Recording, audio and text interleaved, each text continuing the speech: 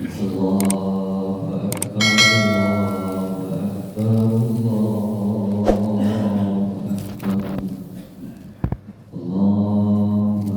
الله أكبر الله أكبر الله أكبر الله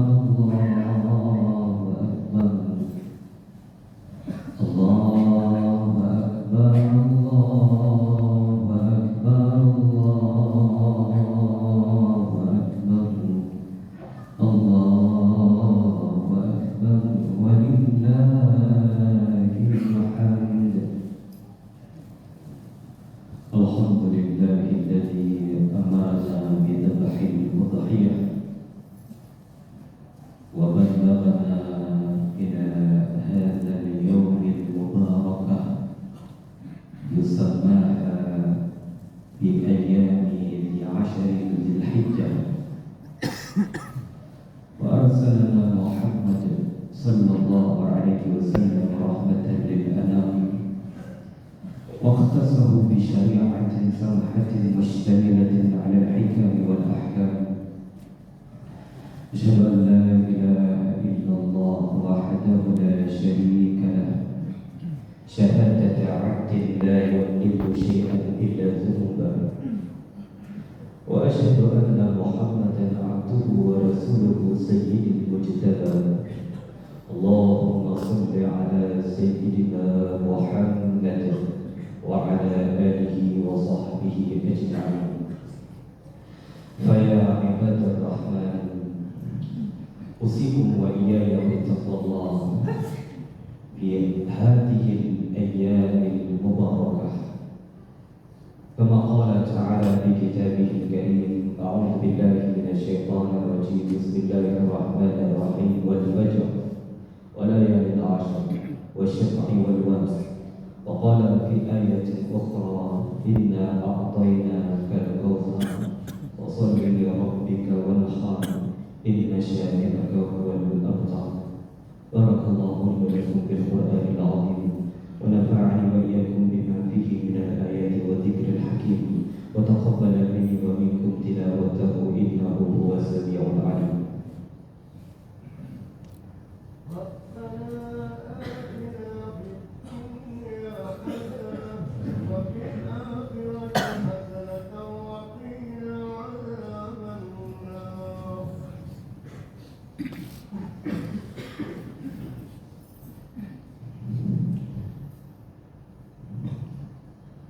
الله أكبر الله أكبر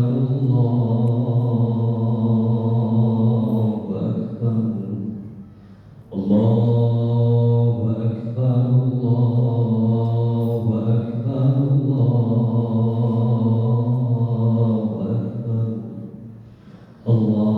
الله أكبر ولله الحمد. الحمد لله الذي ملأ قلوب رسوله وأنبيائه وأوليائه وأحبابه بمحبته. أشهد أن لا إله إلا الله وحده لا شريك له، شهادة عبد لا يملك شيئا إلا ذنوبا، وأشهد أن محمدا عبده ورسوله سيد المجتبى. اللهم صل على سيدنا محمد وعلى آله وصحبه أجمعين.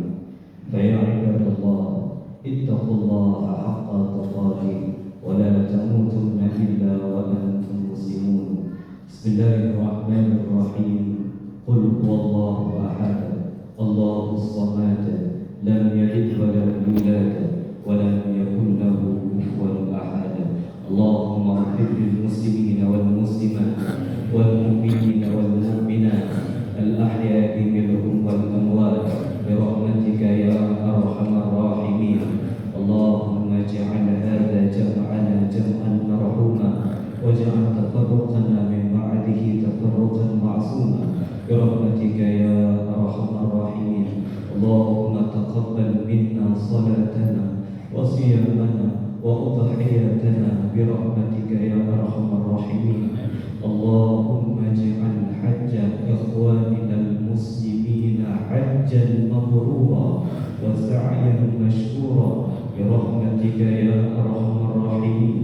ربنا آتنا في الدنيا حسنة وفي الآخرة حسنة وقنا عذاب النار.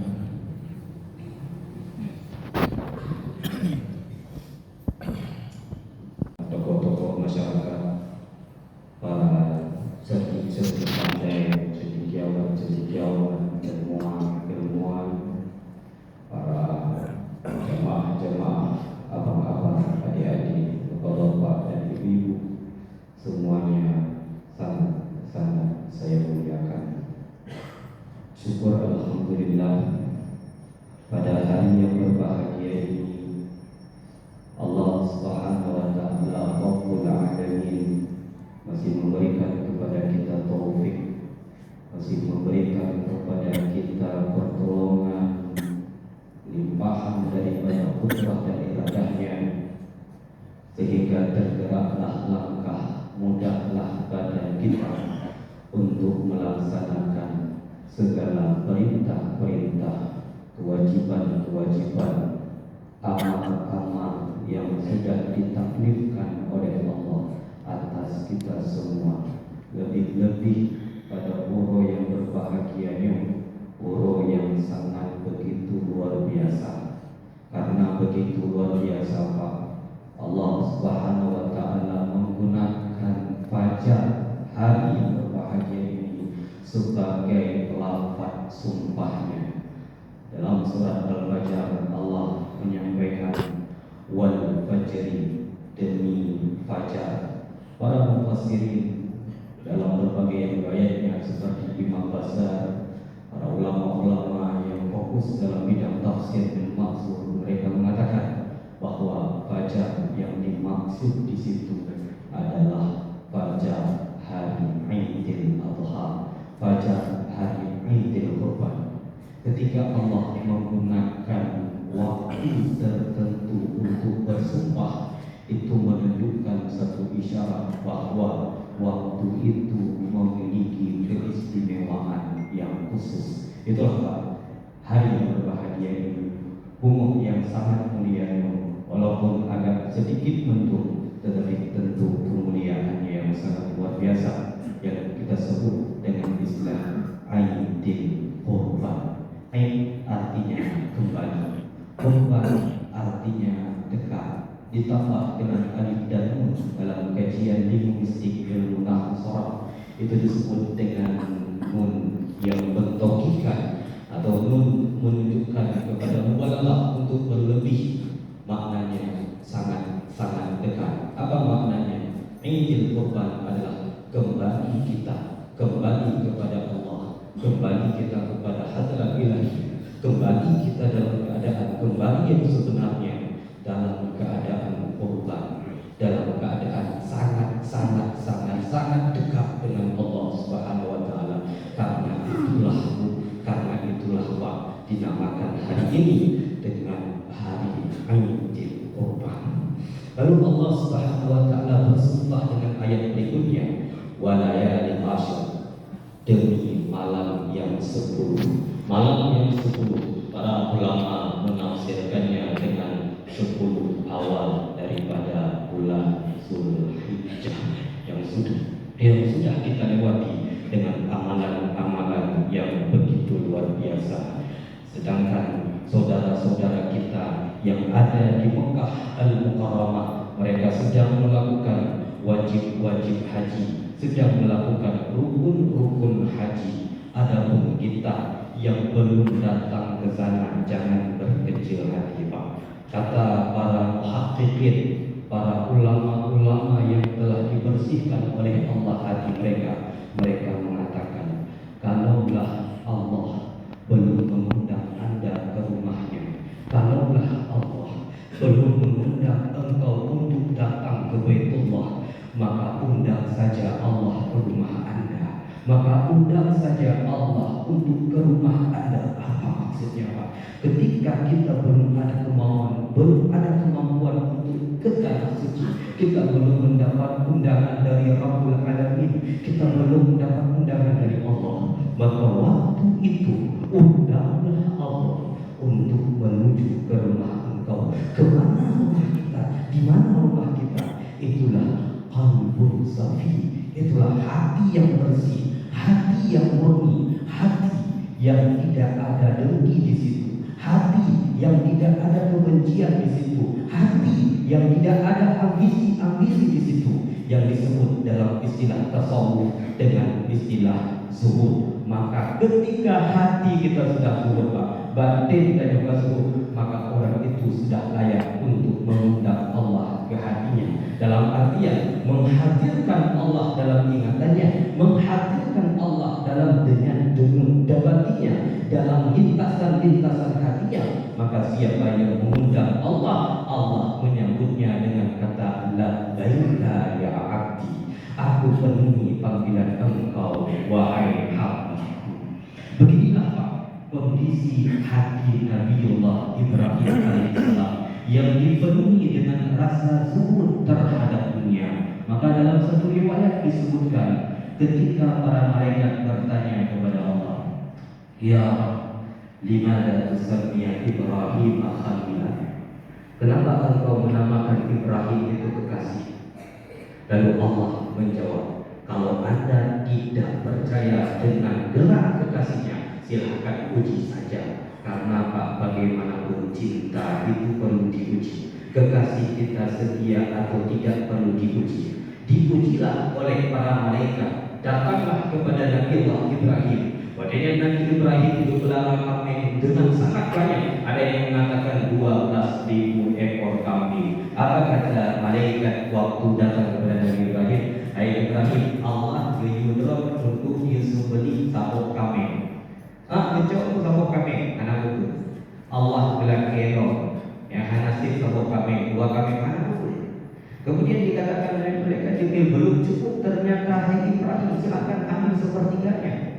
Belum cukup juga hai Ibrahim, dekatlah hai Ibrahim. Kalau itu betul perintah Allah, silahkan ambil semua kambing-kambingku, silahkan ambil semua binatang ternakku. Bahkan jika itu perintah Allah, anakku pun mau aku sembelih demi Allah. Maka dituntutlah janji itu oleh Allah dalam mimpi tersebut. Itu menggambarkan kondisi zuhud seseorang. Maka menyuhati dan nyuhati zuhud baru makan dan nyuhati berbuat ibadah. Ketika hati kita sudah zuhud, baru waktu itu tidak ada ambisi untuk merebut jabatan lagi. Kadang-kadang kita dengan penuh persaingan, bawahan ingin menjatuhkan pimpinan ingin menetapkan karyawan tetap sebagai karyawan, tidak ada celah untuk job jabatan. Begitu juga kita tetangga saling bersaing-saing, karena itu tidak ada zuhud dalam hati. Zuhud makna istimewa, kosong hati daripada dunia, bukan tidak memiliki dunia. Hilang kepemilikan, hilang ketertarikan, bukan tidak memiliki dunia. Maka kata Syekh Junaid Al-Baghdadi, makna zuhud adalah faragul qalbi minad dunya, kosong hati daripada dunia, bukan kosong tangan daripada dunia. Silahkan tangan memiliki dunia, silahkan kita memiliki mobil, silahkan kita memiliki mobil mewah, silahkan kita memiliki rumah mewah, silahkan kita memiliki istri 1, 2, 3, 4, silahkan. Tapi dengan catatan Pak, mereka itu, benda-benda itu tidak kita bawa dalam hati kita. Bukti dalam hati Pak. Wadai betul le imam. Allahu Akbar, Allahu Akbar. Nyokibat bodet tunyo na boleh dalam do. Yang dalam sembahyang Pak, nyokibat modal kuno, nyokibat hudan kalinya. Lam sembahyang, mudume takoh ngadung-dungo lam sembahyang. Lam sembahyang Pak, mudume dajak longkot. Lam sembahyang mudume datu. Menunggu puasa Puro Arafah yang Nya buat sembahyang hari asar. Insya Allah jamaah di kampung Donyo bantu-bantu kubuzuh oleh Allah Subhanahu Wa Taala. Amin. Hadirin sekalian yang dirahmati oleh Allah Subhanahu Wa Taala, ketika hati seorang khalil yang penuh dengan kezuhudan, maka ketika itulah Pak, Nabiullah Ibrahim tatkala berada di hari tarbiyah yang disebut dengan hari-hari keraguan, wadahnya lemahlah dalam mimpi. Ternyata Allah Subhanahu Wa Taala memerintahkan kepada Nabi Ibrahim menyembelih putranya yang kamu peluk-peluk dan kelek Nabi Allah Ibrahim dalam doanya, ya Rabbi habli waladan salihan, ya Allah berikanlah kepadaku anak yang saleh. Berpuluh-puluh tahun sudah dilakukan, sudah dipanjatkan, sudah dirintikan oleh Nabi Allah Ibrahim, belum kunjung-kunjung dapat. Tapi tak kala dapat itu disurgani oleh Allah. Dari ini kita mengambil satu pelajaran, Pak. Apa pelajarannya? Walaupun keterlambatan pengabulan doa kita kepada Allah, jangan pernah untuk berhenti berdoa. Karena sebagaimana kata Ibnu Athaillah As-Sakandari, la yakun ta'akhud ahadil Allah mujiban liyamsika. Jangan sampai bersampo keterlambatan pemberian Allah kepadamu menyebabkan engkau berputus asa dalam berdoa. Teruslah meneteskan air mata dalam doa-doamu, teruslah mengalir-ngalir lidahmu di dalam doa, karena wa huwa dhamina lakal ijabah.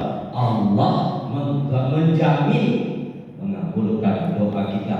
Tapi fima yakhtaru laka la fima takhtaru alaihi, pada apa yang Allah pilih untuk engkau, bukan pada apa yang engkau pilih untuknya. Tentunya kalau zero ulun yang memiliki hasrat manusia Pak, dalam cita-cita dan umum dan doktor bukan untuk mendo bajeru umum mendo rumah jabatan benar DPR dicerdaki. Bantu-bantu itu adalah lintasan-lintasan yang ada pada kita.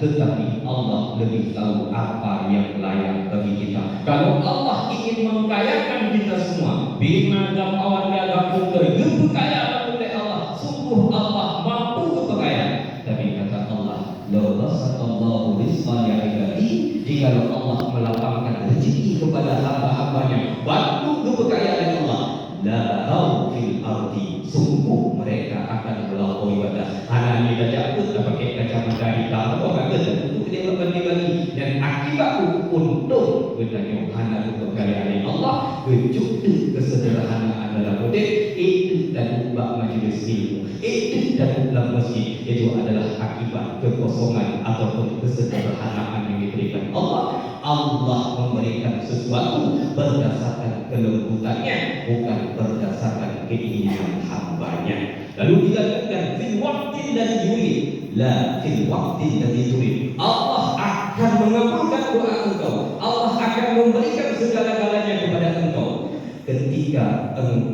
ketika Allah mengkehendakinya, bukan pada waktu yang engkau inginkan. Dan Pak tanya di DPR umur 25 berkata buka kursi Senayan yang orang anak, tapi anak Allah ingin memberikan kepada kita waktu yang Allah inginkan. Tentunya sebagai seorang pemuda yang memiliki hasrat nafsu, tentu mereka umur 25 yang bukan akan kawin 20 sabuk hidoi sabuk ini digabung lagi. Jadi untuk beda macam-macam dekat. Tapi Allah memberikan itu fil waqtin ladzi yurid, pada waktu yang Allah inginkan. La fil waqtin ladzi turid, bukan pada waktu yang engkau inginkan. Maka kata Allah dalam Al-Quran, ud'u rabbakum tadarruan wa khufyah, berdoalah kepada Allah dengan penuh rasa harap, dengan penuh tadarruk.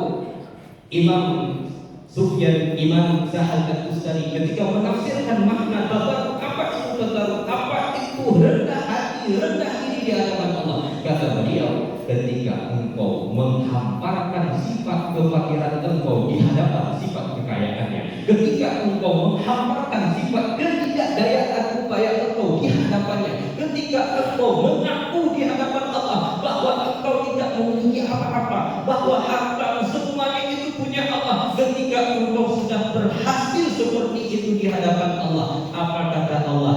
Labbaika labbaika labbaika ya Abdi, aku penuhi panggilan engkau wahai hambaku, aku penuhi panggilan engkau wahai hambaku, aku penuhi panggilan engkau wahai hambaku. Tadi Pak bercerita hebat doa-doa takwa anunya wahana terkabulkan oleh Allah.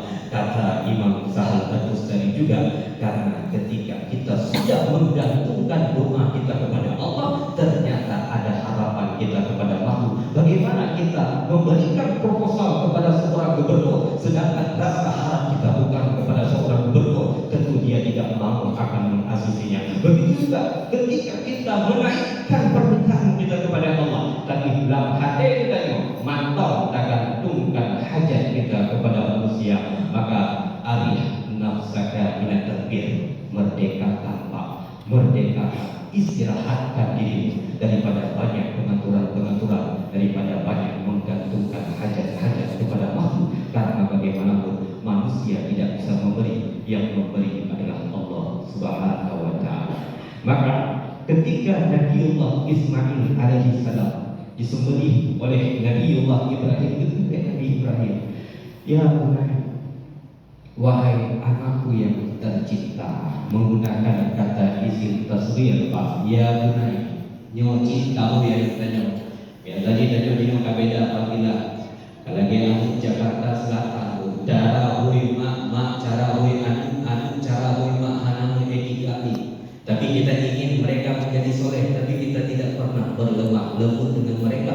Bagaimana mereka juga berlemah lembut dengan kita, sedangkan kita tidak berlemah lembut kepadanya. Panggillah dengan panggilan kasih sayang. Rasulullah Yuhui Siti Aisyah dengan panggilan ya Humairah, wahai gadis yang kemerah-merahan, maksudnya panggilannya lembut. Dan nampak naik katiduh tun kawin kanwo nanino, anak nabi nanino. Wadena pun gambar sakit. So nanti ikhwah nanti buahana nanti ku kita doa. Maka ini adalah jadi perhatian besar bagi kita. Begitu Nabi Allah Ibrahim, arafil mana adni adbahuka, lo dalam bak lumpo, aku melihat dalam mimpi, aku menyembelih engkau wahai putraku yang tercinta. Disebut langsung oleh Nabi Ibrahim, oleh Nabi Ismail, kalau benar wahai if'al ma tu'mar, lakukanlah apa yang diperintah oleh Allah. Silahkan apapun itu ya Allah, ya wahai ayahku, silahkan engkau lakukan.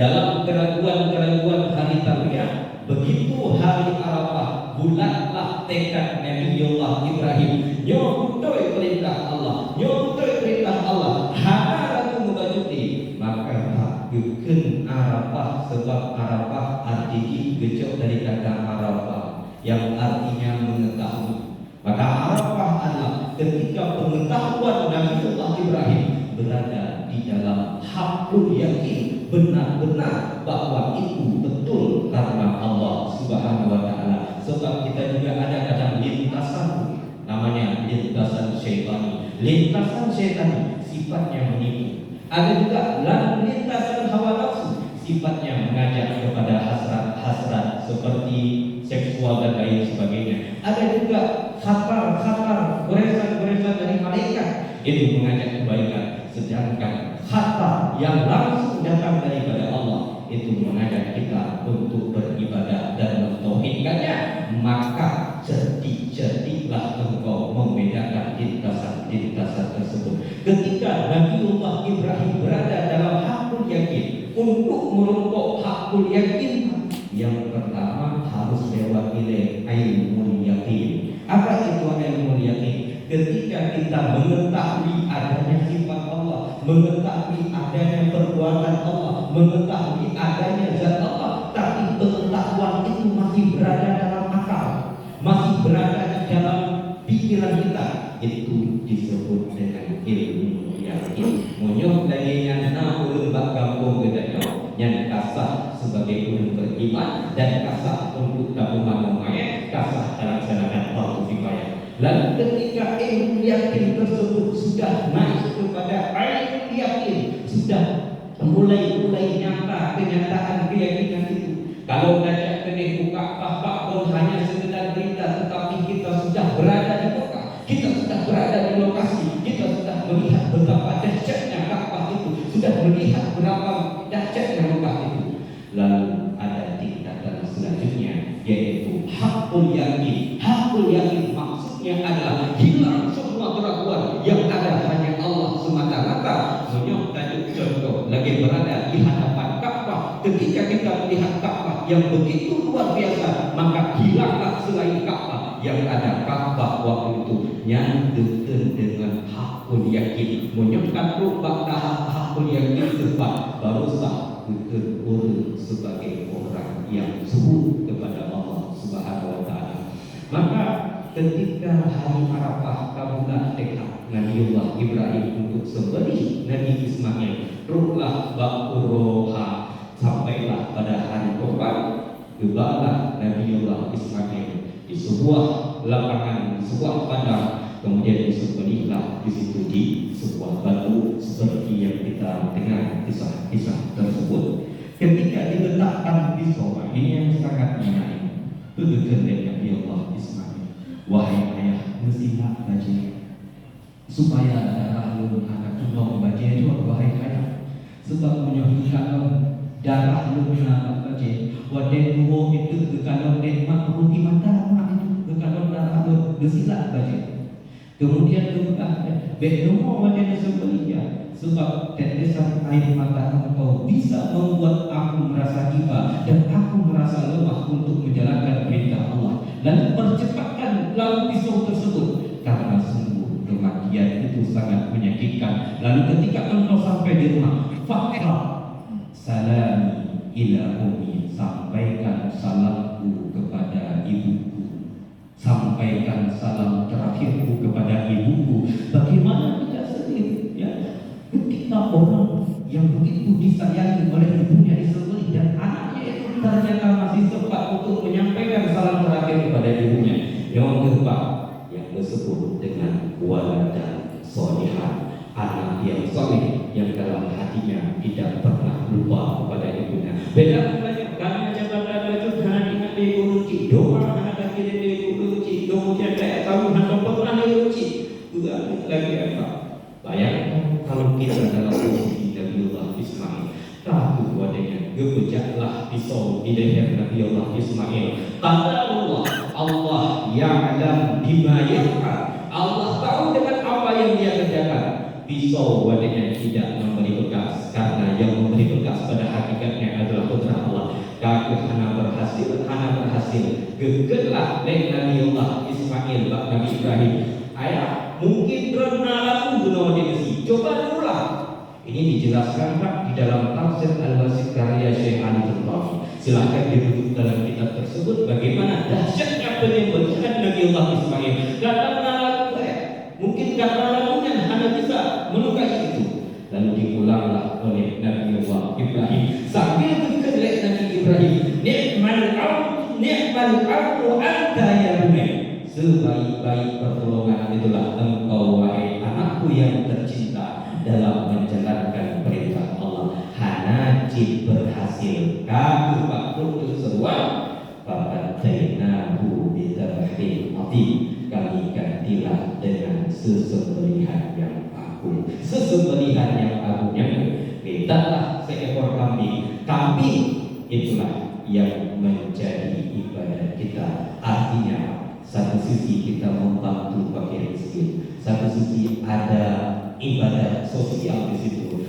Untuk fakir, untuk miskin, mereka tidak pernah mencicipi daging, tapi alhamdulillah dengan saling membantu membuat mereka merasakan juga daging. Mudah-mudahan cuki itu raya samalah dengan apa yang kita alami, itu ada nikmat sosialnya. Tetapi ketika kita menyerah, apa hakikat daripada korban itu? Hakikat daripada korban itu adalah ketika kita menyembelih anggota tubuh kita daripada hal-hal yang menyalahi syariat. Tapi punya geger-geger gosip makin tajam, bertanda bahwa korban kita belum layak diterima. Kalau sesudah korban demi makin tajam, itu bertanda bahwa korban kita masih jauh dari sempurna. Lalu qatmun nafsi anil manfaat, menyembelih hawa nafsu daripada kebiasaan sehari-hari kita, malas yang ada pada diri kita, kemudian bosan yang ada pada diri kita, jenuh yang ada pada diri kita, juga bersamaan waktu itu disembelih. Maka kata hadis Rasulullah SAW, ma'amila adamiyun, tidak ada amalan yang bagus yang lebih dicintai oleh Allah pada hari Nahr, pada hari Kurban, melainkan menumpahkan darah hewan kurban. Itu adalah amal yang sangat utama. Sehingga Imam Abu Hanifah, beliau menetapkan hukum kurban itu sebagai wajib aini, sehingga Imam Syekh Sya'rani rahimahullah memberikan komentar yang begitu luar biasa ketika Imam Abu Hanifah berani menetapkan hukum wajib di dalam kurban. Ketika beliau mengatakan, "Fa'lam, ketahuilah olehmu," ketika Imam Abu Hanifah menempatkan hukum wajib di saat penyembelihan kurban ataupun menyembelih hewan kurban pada hari Ahad, maksudnya adalah untuk memerdekakan dosa-dosa orang-orang yang baru-baru taubat. Karena dosa yang begitu banyak tidak akan bisa ditebus kecuali dengan menumpahkan darah hewan kurban. Itulah menurut Abu Hanifah menetapkanlah itu hukum wajib. Sedangkan jumhur ulama lain menetapkan sebagai sunnah. Maka berlakulah kaidah Imam Sya'rani, ada hukum tasdid, ada hukum takhfif. Ada hukum yang kuat, ada juga hukum yang digunakan untuk ringan. Hukum tasdid dipakai untuk ahlul azimah. Maka wajib hukum bagi orang kaya di Pulau Raya Haji untuk berkorban. Wajib, kenapa? Karena untuk menyucikan harta daripada dosa-dosa. Tetapi ketika kita ada biaya yang kurang begitu banyak persoalan-persoalan, maka boleh juga kita memilih hukum takhfif. Itu adalah solusi yang diberikan oleh Imam Sya'rani. Lalu ketika Imam Sya'rani mengatakan, waqtalafal ulama juga tidak, apakah boleh menyembelih hewan kurban yang cacat yang dimaksud ini sedikit? Beliau mengatakan hukumnya tidak boleh, tetapi ada sebahagian ulama yang membolehkan. Maka disebutkan di situ bagi orang-orang kaya dan bagi orang-orang yang hidupnya itu larut di dalam maksiat, maka ketika berkurban tidak boleh sedikit pun cacat di dalam kurbannya, karena kurban itu tidak akan bisa menutupi dosa-dosanya. Tapi bagi orang yang sudah tamam, orangnya itu sudah muqarrabin, orangnya itu adalah orang taat, orang saleh, walaupun kecil-kecil tidak masalah, karena kesempurnaan iman mereka itu tidak bisa dipengaruhi lagi. Nanti silahkan dirujuk dalam kitab Mizanul Kubra karangan Imam Sya'rani. Pada hari yang berbahagia ini, mudah-mudahan khutbah kita pada hari ini bermanfaat bagi kita semua, dan pesan khatib bagi anak, jadilah anak yang soleh, ikutilah jejak Nabiullah Ismail, jadilah kalian itu sebab orang tua kalian masuk ke dalam surga, jangan sampai kalian itu sebab orang tua kalian masuk ke dalam neraka. Buangkan kesibukan-kesibukan yang tidak penting, buangkan permainan-permainan yang tidak penting, dekatlah kepada Allah supaya orang tua kita juga dekat dengan Allah. Lalu bagi kita orang-orang tua, berikan wasiat nasihat kepada anak sebaik mungkin supaya mereka tetap berada di jalan yang benar. Amin amin ya rabbal alamin. Wallahul muwaffiq ila aqwamit thariq. Assalamualaikum warahmatullahi wabarakatuh. Allah